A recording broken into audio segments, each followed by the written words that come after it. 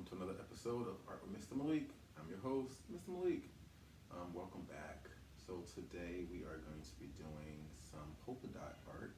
Um, I love greeting cards, so I love turning everything into a greeting card. So here is some examples of what you can do at home today. So we're going to learn turning polka dots into art. I have a greeting card. I have some postcards that I did. That I literally ordered. They are postcards. I don't know if you can see that at home or not, but I literally ordered that offline along with my greeting cards, so that I can actually create my own art and then send it out to people when I'm finished. And this is also a really cool, relaxing way to just woosah and chill out after a long day, or if you just want to sit back and relax and create your own art. So let me show you what we did. Come on down. The first thing I want to do is go over our supply list. As always, I have a set of watercolor paint, a paintbrush, my cup of water, a napkin, and my postcard that I'm going to paint on. You can paint on whatever you choose to paint on at home, but for today's lesson, I'm going to use a small postcard just for demonstration purposes. So the first thing we're going to do is just open our watercolor paint up. Now if you don't have watercolor, you can use markers, you can use colored pencils, you can use whatever you want to do to create your polka dots. I like to use paints. You can also use regular paint, acrylic paint, oil paint, whatever you want to do. It'll all work the same. So for me today, I'm going to use my watercolor paint, dipping my brush in my water to get it started. Deciding on which color I want to do, and literally just coming in and drawing dots and filling them in, creating different size dots, some bigger, some smaller. They can go off the page if you like. The whole purpose of this is just really to just sit back and relax, and you can listen to some music while you're doing this.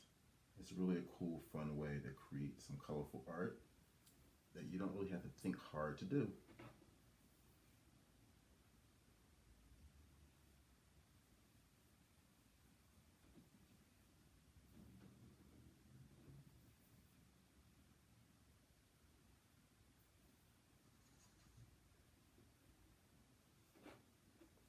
Notice that I'm cleaning my brush off when I'm changing my colors so that I don't have colors bleeding into each other. If you want your colors to blend together, that's fine. You just have to plan that out accordingly.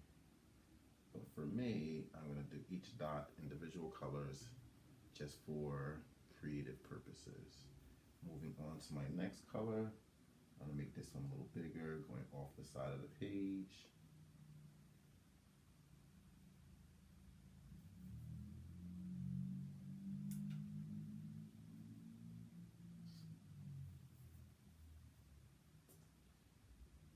Maybe I want one that's not really filled in.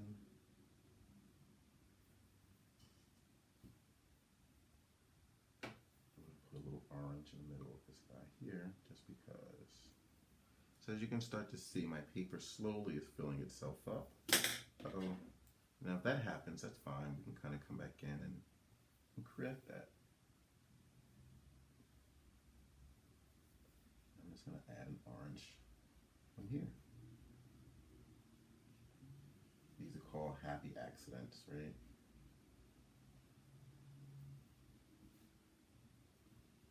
Then I'm going to come back with some red and go back over this guy here. Voila.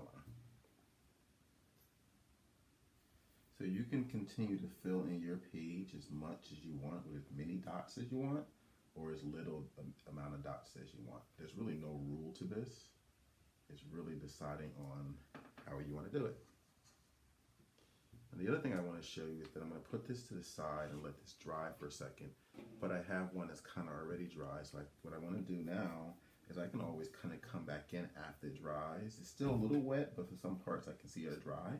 I can come back in and then add some more detail on top of the colors that I already have there.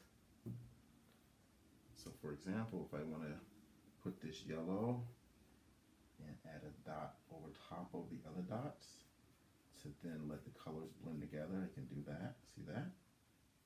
But you definitely want to wait until your picture is all the way dry first before you start blending and mixing colors and dots together.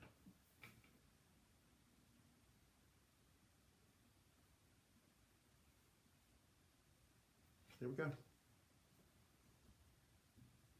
So like I said, this is a very cool and quick way of doing some art. Let's take a look at what we have. So here we are, very cool, quick polka dot art that you can do at home with family, by yourself, just to kill time, or just to de-stress.